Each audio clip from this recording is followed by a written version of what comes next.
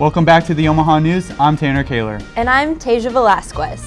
Coming up, we'll have reporter Kelly Schultz introduce the UNO's Biomechanic Lab and show us some of the work its researchers are doing.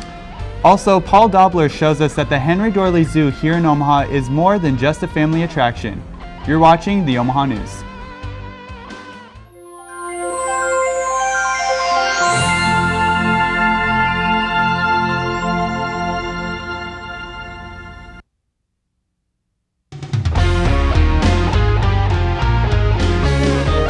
This is the Omaha News, presented by the School of Communication at the University of Nebraska at Omaha, from the studios of UNO Television.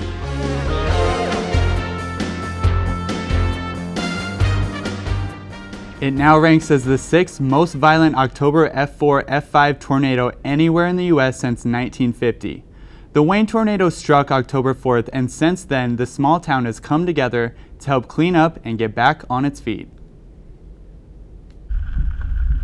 The drive on Highway 35 into Wayne, Nebraska just doesn't look the same anymore. I didn't really expect a tornado. When a powerful EF4 tornado rips through small-town America, everybody feels the effects. But something else everybody feels is the generosity expressed from neighbor to neighbor, even during the storm.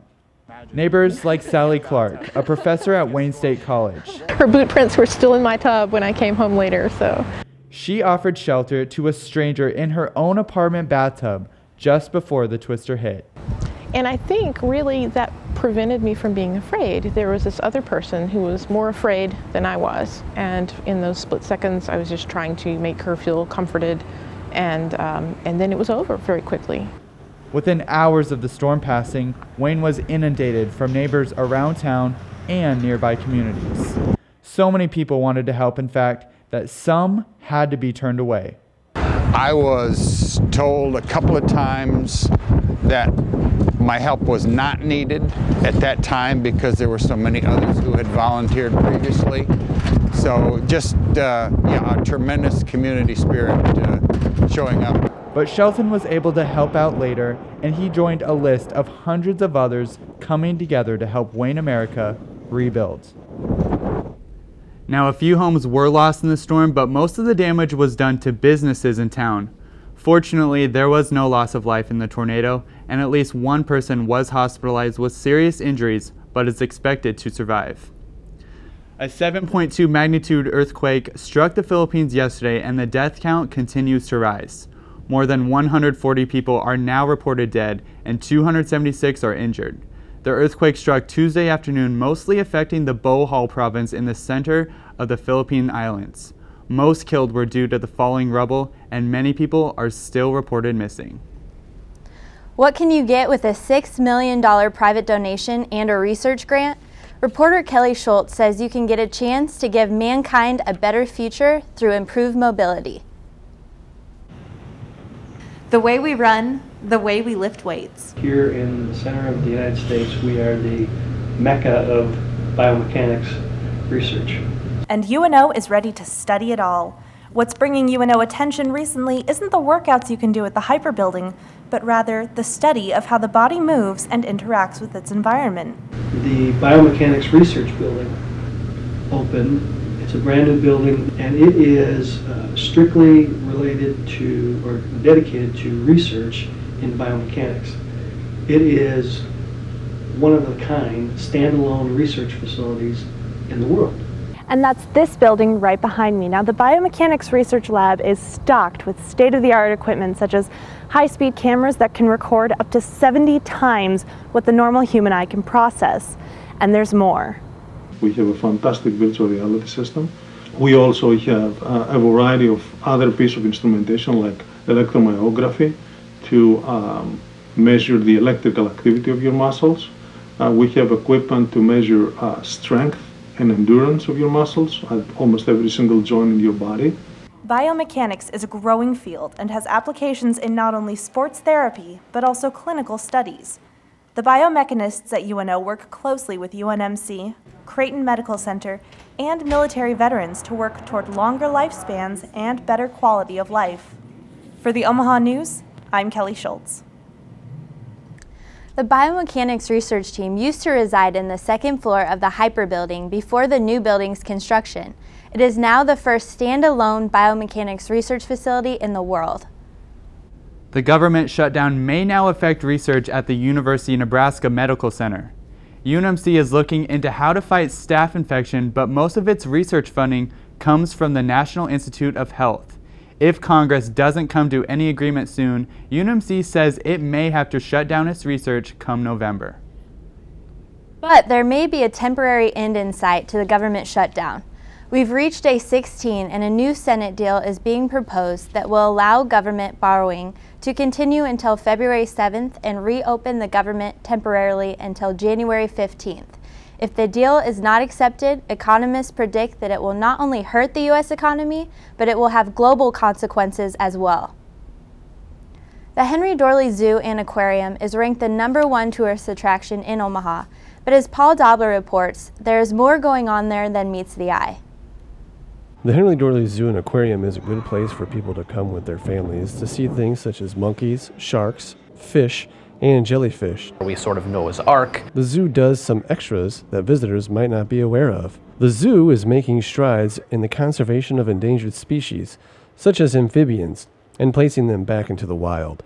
Unfortunately, for most animals, that habitat is not protected, and so there's nowhere to put them back. The amphibian conservation area is comprised of 12 rooms with 8 different species of endangered amphibians and is about 4,200 square feet. Each room has its own microclimate to work with the different amphibian species, such as the Mississippi gopher frog, which is critically endangered with only around 100 remaining in the wild. Because of the zoo's conservation efforts, there are now close to 1,000 in captivity. The amphibian conservation effort is a unique one. There are many zoos out there that are working with critically endangered species, but nothing on the volume that we are. Currently, almost 2,000 species are threatened with extinction. That's 1/3 of the amphibian population on the planet. For the Omaha News, I'm Paul Dobler. The zoo doesn't just conserve endangered amphibians. They're also conserving endangered plants and butterflies. Coming up, reporter Brandon Mosley tells us about the changes that are coming to the Ralston Arena after being open for 1 year. And Kelly Schultz explains why washing your hands is not enough to keep yourself safe from the flu season. You're watching the Omaha News. PBS is the place you should go first. There are no advertisers to be satisfied, only an audience to be satisfied. We take our responsibility as journalists very seriously. We are constantly thinking about our viewers and what they care about. We want to let you know what the information is, and then you decide what you want to think. At the News Hour, we are after the facts and only the facts. You've always known you were a leader, someone who works hard to achieve your goals. You can see it. You can see your success in front of you. You pursue a college education for the old-fashioned reasons, to learn, to make yourself more valuable, to succeed. You need a place that celebrates your ambition and positions you alongside visionary people just like you. You, my friend, belong here, the University of Nebraska at Omaha. UNO-TV invites you to take a journey around the world, to lush jungles with endangered species, to exotic lands and different cultures, to lost cities beneath the sands. Travel through time to see ancient secrets on the other side of the world, the growth of the American West, or the start of Nebraska's largest city. Or just explore our state. Find out about Nebraska in World War II. Learn how Omaha has grown since. Discover the effort to renovate its green spaces, the history of one of its most impressive buildings, or look at its internationally recognized university. For over 20 years, UNO-TV has produced award-winning documentaries that explore, educate, and enlighten. To find out more, call 402-554-2516 or visit unotv.unomaha.edu. You're watching the Omaha News. With the colder weather comes seasonal illnesses.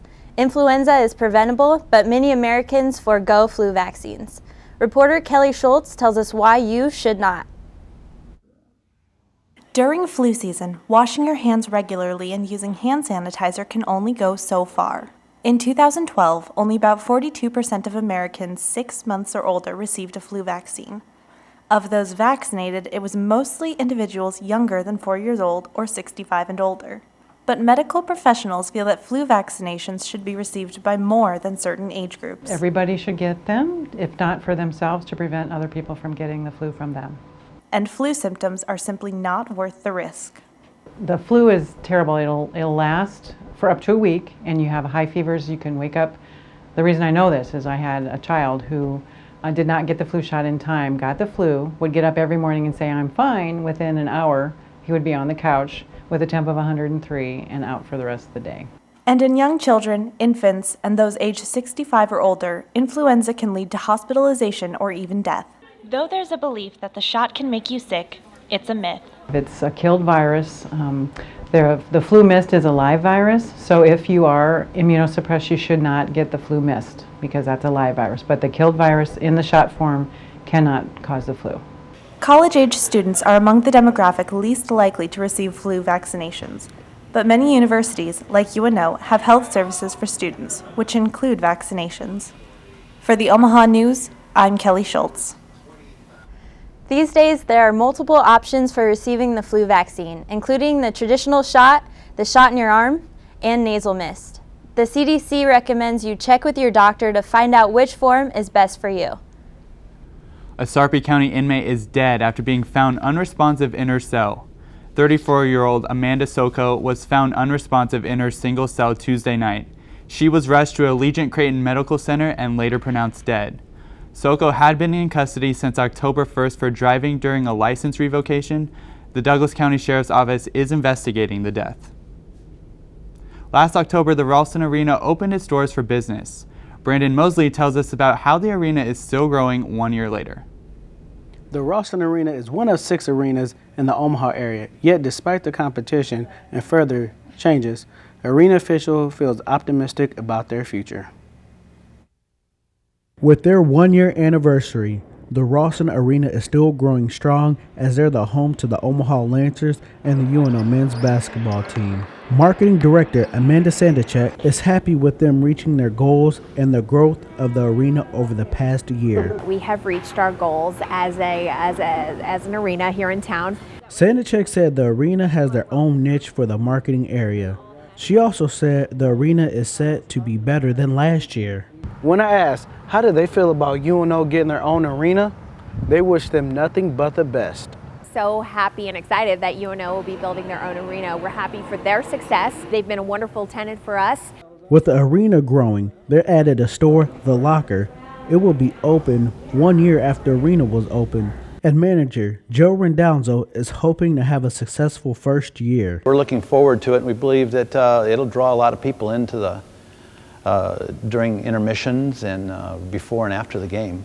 The Ralston Arena will be home to the Johnny the Jet Rogers Awards starting in April 2014 for the next 10 years. The Ralston Arena announced on October 11th that Bill O'Reilly will be coming to the arena January 31st. Back to you, Tanner and Tasia. Thanks, Brandon. Coming up, Michaela Lee will be telling us more about the hockey season coming up. And reporter Jared Meyer tells us about the unexpected challenge the UNO women's basketball team has to face. You're watching the Omaha News.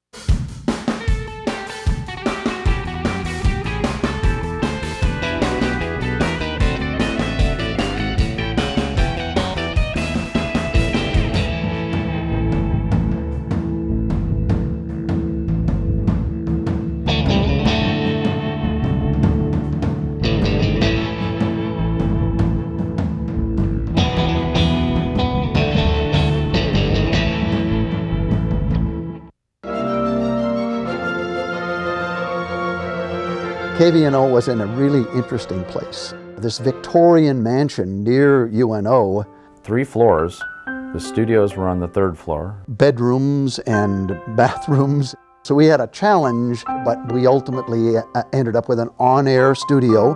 We soundproofed it with carpet, and actually I think it sounded really warm, very radio friendly.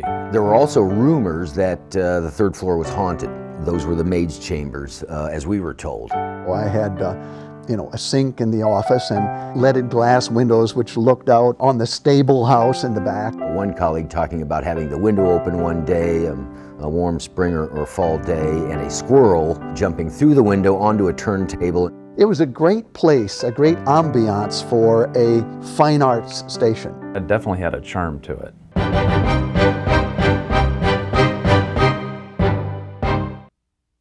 NET Television expands your mind, enlightens your mind, inspires your mind, educates your mind, entertains your mind. NET Television opens up new worlds to you. Explore, travel, learn, discuss, debate. NET Television keeps you informed. Music, theater, dance, art, news. NET Television awakens your dreams, seeks to serve, strengthens our communities. We are Nebraskans. We are NET Television, Nebraska's PBS station.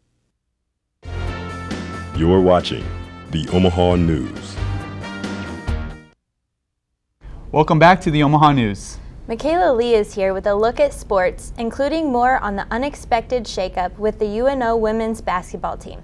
Michaela? Thanks, Tasia. The UNO women's basketball team has a full season of challenges ahead of themselves, but they are now coping with an additional loss no one saw coming. Jared Meyer has more. It's a new season for the UNO women's basketball team, and they are already having to face some adversity. I was shocked. I didn't see it coming at all. That was the reaction of junior guard Kathleen Cox and, well, the whole team's reaction when they found out Chance Lindley had stepped down as head coach. It's not something any of us anticipated happening, but initially, we took the news, and the first thing we had to do was respond in our positions as coaches. UNO Athletic Director Trev Alberts named assistant coach Brittany Lang as interim head coach for the season. As for the season, Coach Lang cannot be any more excited about this particular team. I do think we have a very talented group, but we do have a lot of newcomers, and so far they're blending together really, really well. I think we do have a lot of potential, but each day is just kind of take a day at a time and keep improving. Senior sharpshooter Erica House thinks that despite the coaching changes, this team has a lot of talent. I'll say we have higher expectations because we have better players, we're more athletic, we can do more things. We have a lot of potential, a whole lot of potential. Very pleased with what we've seen so far, but as every coach in the country talks about, we have a ways to go. But again, very happy with what we've seen so far. The Mavericks are returning 3 players from last year's 18-11 team, and despite the early adversity, this team is confident that they're going to have a better year than last year. For the Omaha News, I'm Jared Meyer. Lindley stepped down for personal reasons, and the first game for the Lady Mavs is November 2nd against Lincoln University in the Sapp Fieldhouse. The UNO Maverick hockey team is 1-1 on the new season. After losing to Bentley 4-6 on Friday, the Mavericks made a comeback the next day with a score of 4-2. UNO did not take the lead in the game until the second period. By the end of the night, not only did the Mavericks win, but freshman goaltender Kirk Thompson had 25 saves. Not bad for only his third collegiate game. The Mavericks visit Northern Michigan this coming Friday and Saturday. And that's our look at sports. Back to you, Tanner and Tasia. After the break, we'll find out more about how the haunted tour that helps remember our fallen veterans. Also, we'll learn more about a way to help rescue golden retrievers in our local area. You're watching the Omaha News. Right now, one thing you would like our viewers to know about this state. The importance of volunteerism. What are you saying to folks? I'm here to discuss these images. When you can take that knowledge and that expertise and that passion in terms that they're all going to understand. They need to know the real stories. I'm Kathy Wyatt. Join us for Consider This each week on NET1. 5, 4, 3, 2, 1. Vehicles now above. It was something new. Or reach beyond. Oh my gosh, it's fantastic. When you want to peer inside. There's something wrong here. This isn't normal. It would seem almost impossible. Or push the limit. Large tornado! It's humongous! We need to get out now! When you want to dive deep. These divers are like astronauts. Our human nature is to push into places that we don't know about. Or go to the edge. There are other worlds out there. We don't know exactly what we're going to find. When you want to find new frontiers. I was truly astonished. You just don't ever know. Nova. Wednesdays on NET1. The University of Nebraska at Omaha is a place for tomorrow's leaders. A place where individuals converge on a path to success, getting the attention and direction they need as they begin their career. It's where students take pride in serving Omaha, a city we've invested in for more than 100 years. UNO is a place where greatness begins. The University of Nebraska at Omaha.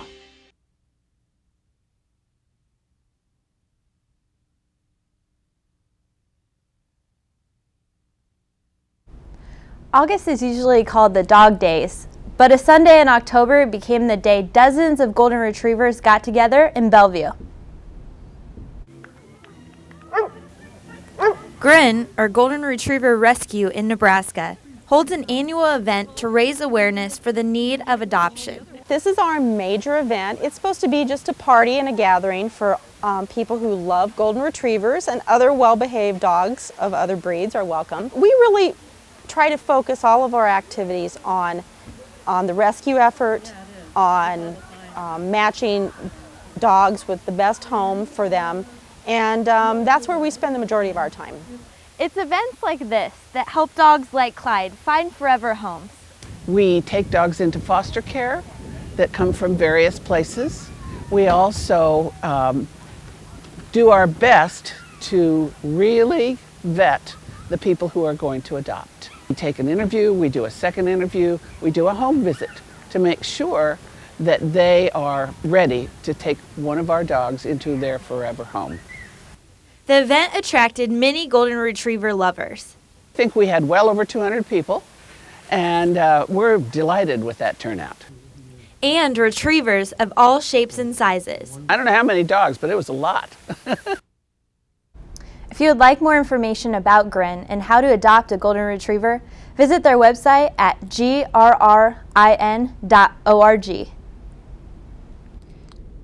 An animal shelter in Virginia is being fined for freeing over 200 feral cats back into the wild. 3 former employees say their boss told them to release the cats, but then to put them down as adopted. The now former shelter director, Christy Gips Peters, says she was not aware the practice was illegal, but the former employees say she was fully aware of her wrongdoing. It was a cold and rainy day for folks at the Bellevue Cemetery last weekend, but they soldiered on to witness ghosts of the wars past. The Bellevue Cemetery came to life this weekend when volunteers from the Bellevue Historical Society acted as the spirits of noted Nebraska military members ranging from the Civil War to the Iraq and Afghanistan War. Each actor stood next to a gravesite telling visitors stories of the service members' selflessness and heroism. Proceeds of the tour go towards repairs and improvements at the cemetery. If you've ever wanted to own your own dinosaur, now is your chance. The first complete large dinosaur skeleton is up for sale at the auction in Europe. The 150 million year old dinosaur fossil is one of a rare Diplodocus and goes by the name of Misty. Misty is about 60 feet long and 12 feet high and is expected to sell for at least $600,000.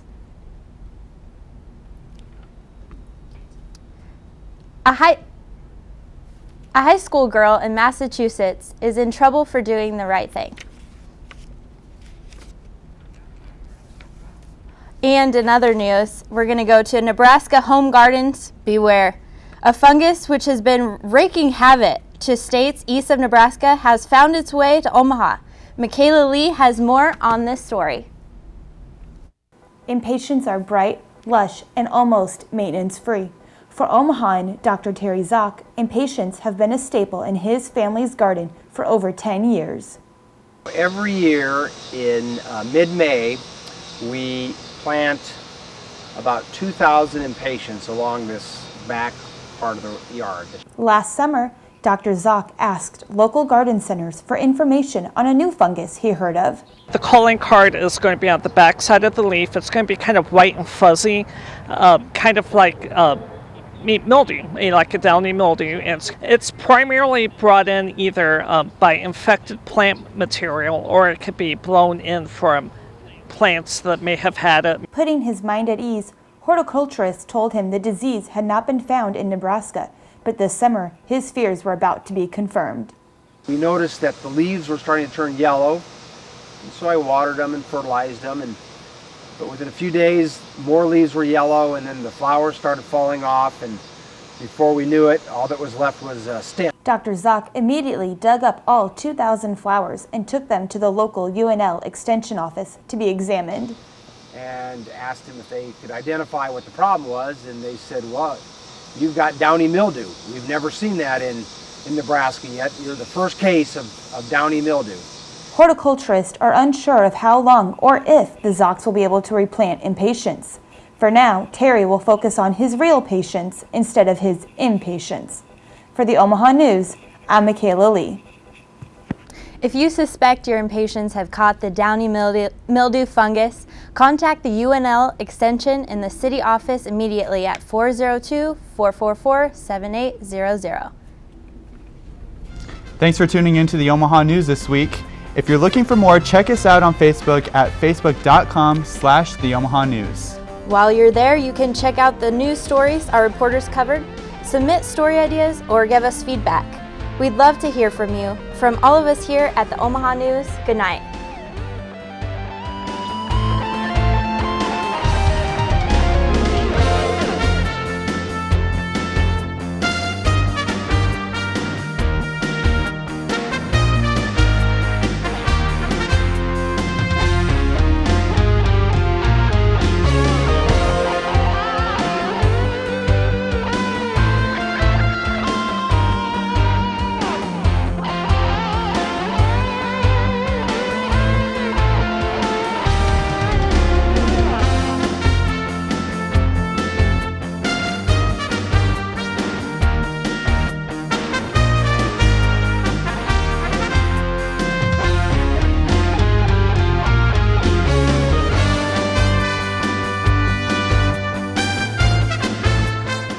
Television gives students a chance to work in a real studio. Working on the TV crew, students get hands-on experience with lights, camera, and action.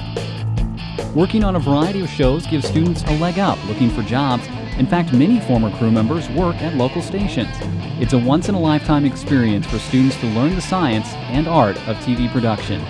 UNO TV, student crew, professional staff, award-winning results. When will you look deep into space?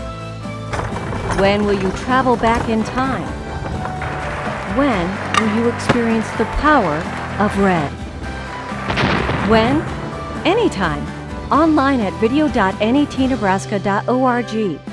Search, select, and share with the NET Video Player. Watch our shows on your schedule.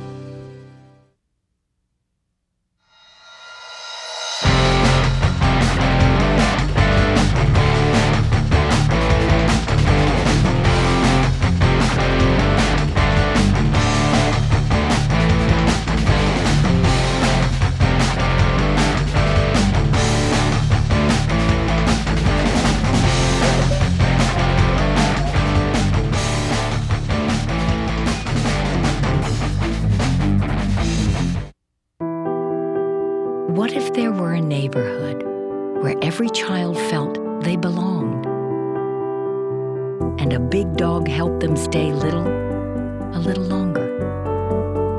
A monkey helped them find the wonder in every little thing, and a flightless bird showed them how to soar. Support the people and programs that never stop asking, what if?